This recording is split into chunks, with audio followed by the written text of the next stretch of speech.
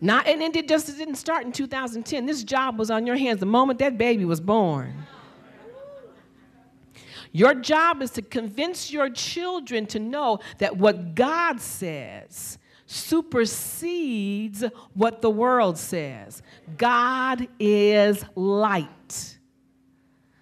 But in human beings, there's darkness.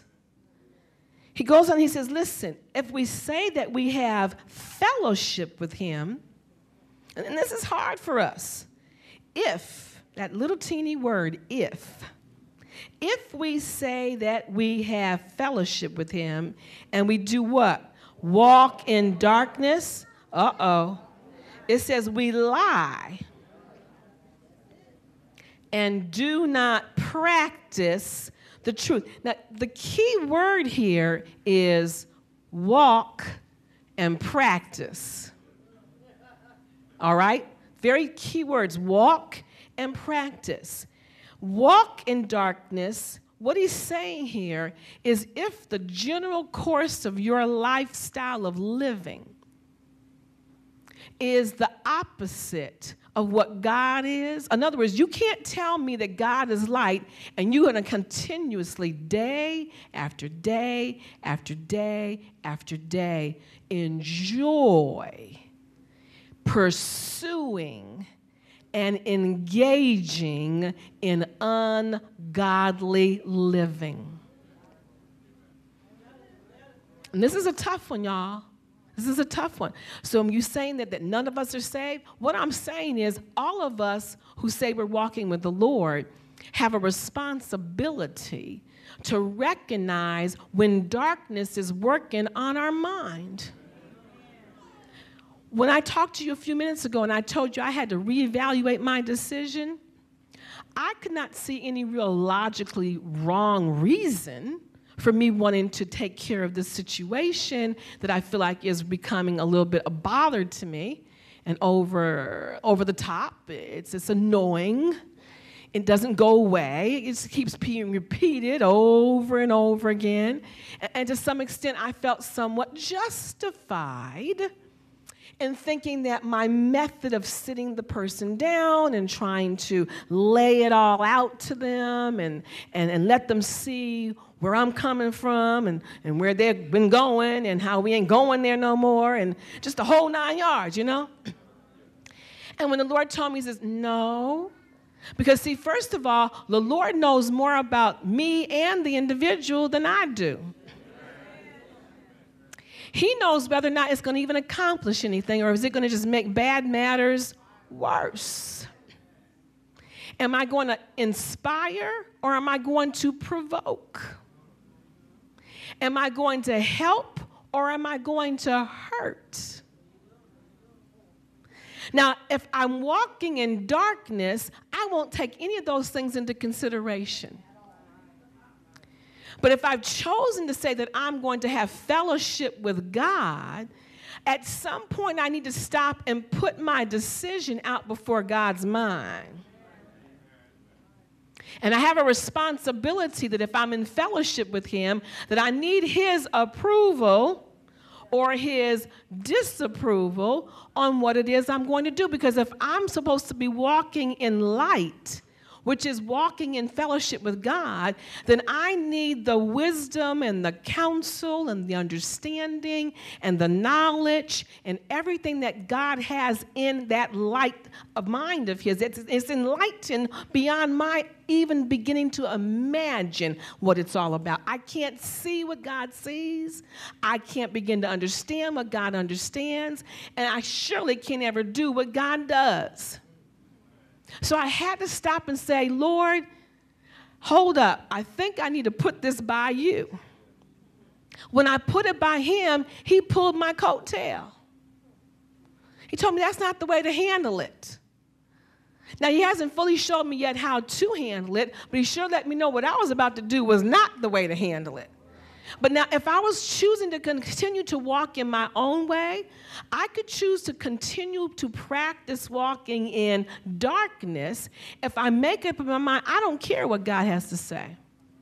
I'm not concerned. I put it before God. He may have said that. How do I know that was God? See, you can turn around and create a whole lot of menus of reasons to even doubt that it was God. And you know why you'll do that? Because you want to do what you want to do.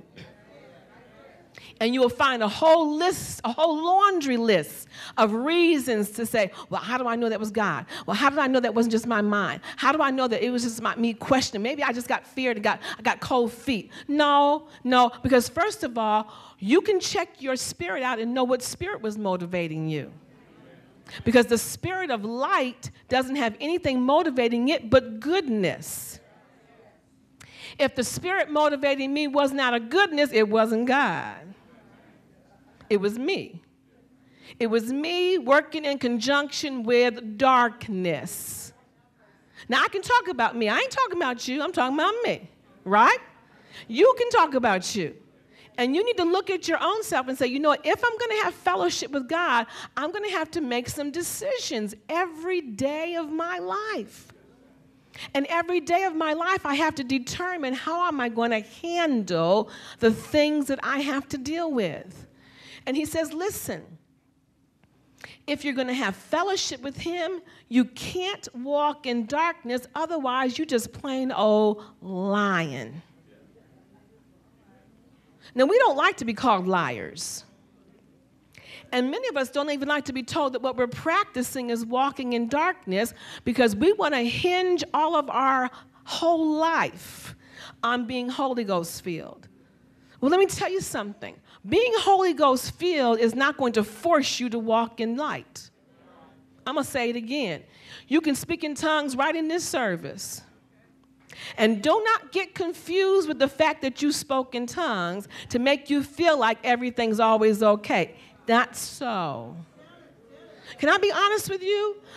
Because you have his spirit in you, he's often very tolerant. And because he has so much love for you, he will allow his spirit to still speak through you as a way of nudging you and bothering you in a polite kind of way to let you know when you're going to stop practicing darkness. See, a lot of us say, well, at least I still got the Holy Ghost. Well, what did you think you were going to do? Lose it?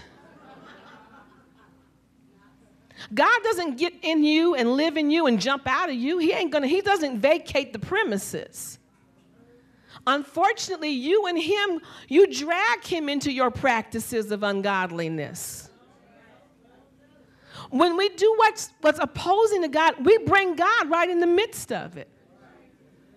Years ago, the preachers would tell you, when you fornicated, you brought God right in the room with you. When you lied, you brought God right in the room with your lies.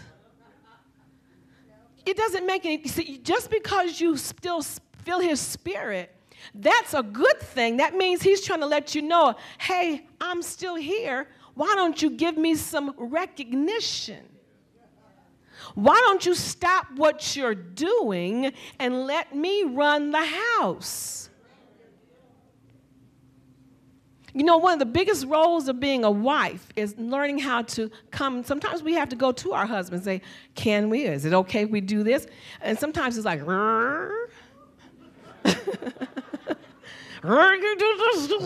don't want to. It's difficult. And some of us act like that with the Lord because we don't want to have to come to the Lord to ask him his permission to do nothing.